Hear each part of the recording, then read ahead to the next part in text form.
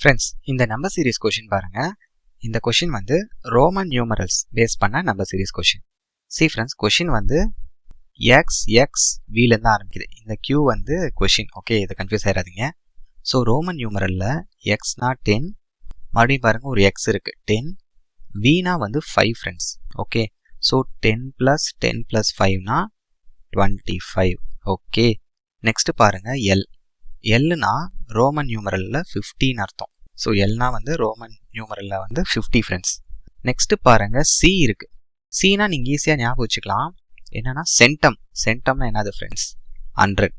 So உங்களுக்கு ஞாபகத்துக்கு சொல்கிறேன். ஓகே, ஸோ நம்பர்ஸ் பாருங்க 25, 50, 100 டபுள் ஆகிட்டே போதா?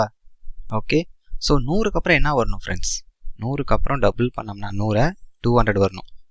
200 ரோமன் நியூமரலில் எப்படி ரெப்ரசன்ட் பண்ணுவாங்கன்னா, ஒரு Cனா 100, அப்போ 2 C. ஓகே, ஸோ 100 + ஒரு 100 200 வந்துருச்சா? அவ்வளோதான் ஃப்ரெண்ட்ஸ். அப்போ இந்த கொஷினோட ஆன்சர் என்னன்னா CC ஆப்ஷன் 1 தான். இப்போ நீங்கள் எல்லாமே கமெண்ட் பண்ணுங்க. ரோமன் நியூமரலில் Dனா என்ன நம்பர்? ஓகே, இதை கமெண்ட் பண்ணுங்க ஃப்ரெண்ட்ஸ். தேங்க்யூ.